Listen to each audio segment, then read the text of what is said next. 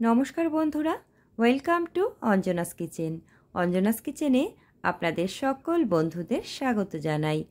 সবাই কেমন আছেন বন্ধুরা? আশা করি সবাই খুব ভালো আছেন। আমিও বেশ ভালো আছি। প্রত্যেক দিনের মতন আজ আবারও একটা নতুন রেসিপি নিয়ে আপনাদের কাছে আমি হাজির হয়ে গেলাম। আজ আমি তৈরি করব পনিরের একটা নিরামিষ রেসিপি। পনির আমরা সকলেই অনেক রকমভাবে খেয়ে থাকি, তবে নিরামিষ দিনে এই রকমভাবে পনির রান্না করে দেখুন, এর স্বাদ হবে দুর্দান্ত। ভিডিওটি শেষ পর্যন্ত দেখবার জন্য আপনাদের কাছে আমার অনুরোধ রইল। দেখে নেওয়া যাক আমার আজকের এই রেসিপিটি। এখানে 400 গ্রাম পনির নিয়ে নিয়েছি।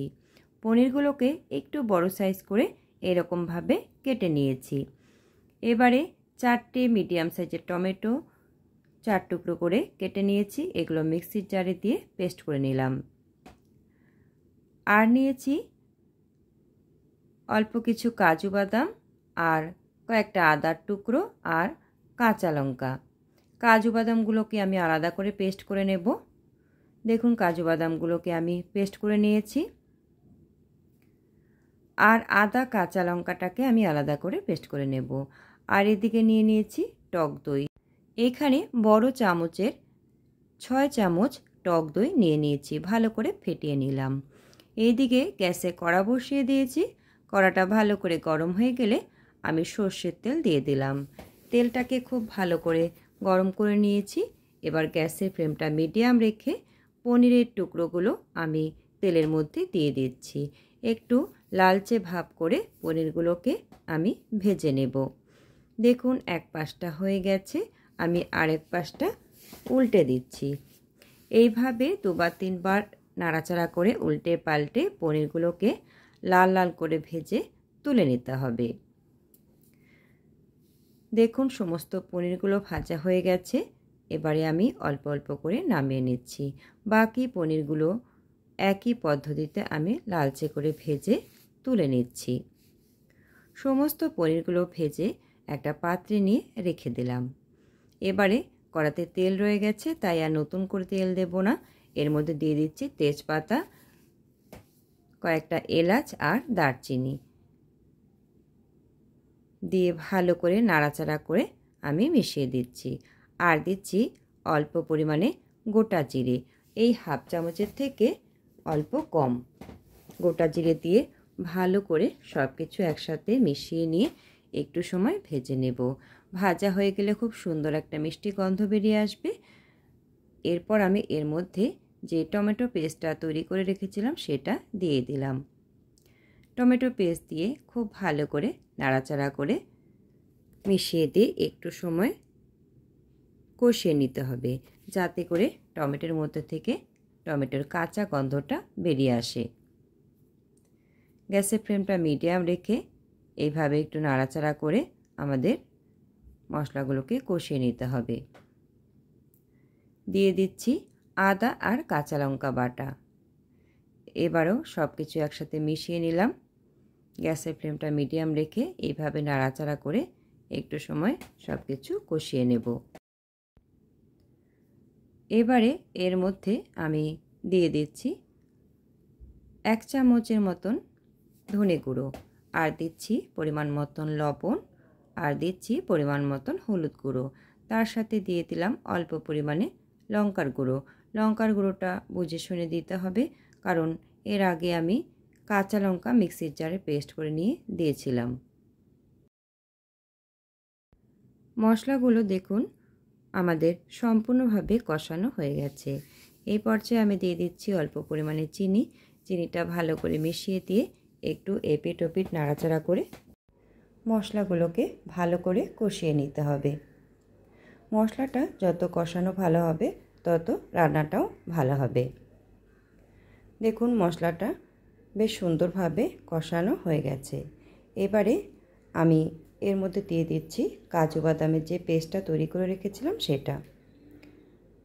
এবারে সব কিছু একসাথে খুব ভালো করে নাড়াচাড়া করে মিশিয়ে একটু সময় ধরে মশলাগুলোর সাথে কাজু বাদামের পেস্টটাকেও কষিয়ে নিতে হবে। গ্যাসের ফ্লেমটা কিন্তু কম করাই থাকবে এই সময়। একটু নাড়াচাড়া করে নিয়ে আমি মোটামুটি একটু জল জল ভাবটা শুকিয়ে গেলে আমি সেই পর্যায়ে দিয়ে দিচ্ছি টক দই। টক দইটা দেওয়ার সময় গ্যাসের ফ্লেমটা একদম কম করে রাখতে হবে। দেখুন টক দইটা আমি ভালো করে সব কিছুর সাথে মিশিয়ে দিলাম। এইভাবে টক দইটা দিয়ে ভালো করে সব মশলার সাথে মিশিয়ে নিয়ে একটু সময় ধরে কষিয়ে নিতে হবে। যে জল জল ভাবটা আছে সেটা যখন একটু শুকিয়ে যাবে সেই সময় আমি এর মধ্যে ভেজে রাখা পনিরের টুকরোগুলো দিয়ে দেব। দেখুন ভেজে রাখা পনিরের টুকরোগুলো আমি সমস্ত কিছু দিয়ে দিলাম। দিয়ে মশলার সাথে সব একসাথে ভালো করে নাড়াচাড়া করে একটু সময় ভেজে নেব। এই মোটামুটি 1 মিনিটের মতন একটু নাড়াচাড়া করে রান্না করে নেব। এবারে এর মধ্যে আমি দিয়ে দিচ্ছি অল্প পরিমাণে জল। জলটা দিয়ে খুব ভালো করে নাড়াচাড়া করে মিশিয়ে দিচ্ছি। এবারে আমি মোটামুটি 3 মিনিটের মতন ফুটিয়ে নেব। 2 মিনিট পর দেখাচ্ছি। দেখুন ঝোলটা কিন্তু অনেকটা শুকনো ভাব হয়ে এসছে।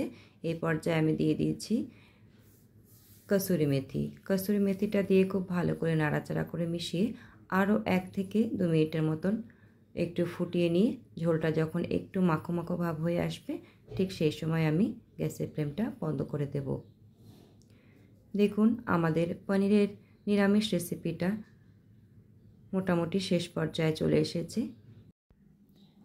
এখন একটু সময় এইভাবে নাড়াচাড়া করে নিয়ে আমি গ্যাসের ফ্লেমটা বন্ধ করে দিলাম। তৈরি হয়ে গেল আমাদের নিরামিষ পনির মশলা।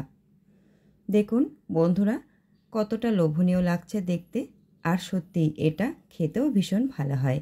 এটা রুটি, লুচি বা পরোটা, নান কিংবা ভাত সব কিছুর সাথে খেতে দারুণ লাগে। এবারে কিছুক্ষণ সময় ঠান্ডা করে নিয়ে পরিবেশন করবার জন্য অন্য একটা পাত্রে অল্প অল্প করে তুলে নেব। বন্ধুরা আমার এই নিরামিষ পনির মশলা রেসিপিটি আপনাদের কাছে কেমন লাগলো অবশ্যই জানাবেন। আর আপনারা একবার হলেও এরকমভাবে নিরামিষ পনির মশলা বাড়িতে বানিয়ে দেখবেন। আশা করি ভীষণ ভালো লাগবে।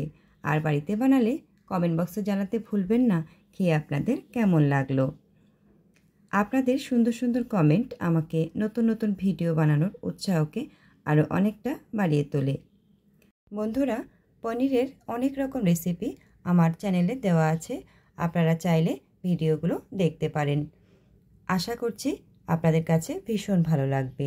আজকের মতন এখানেই শেষ করছি। আবারও দেখা হবে অন্য কোনো রেসিপিতে বা অন্য কোনো দিনে। এতক্ষণ আমার পাশে থাকবার জন্য আমার সকল বন্ধুদের জানাই অনেক অনেক ভালোবাসা ও ধন্যবাদ। সবাই খুব ভালো থাকবেন, সুস্থ থাকবেন। আজকের মতন টাটা।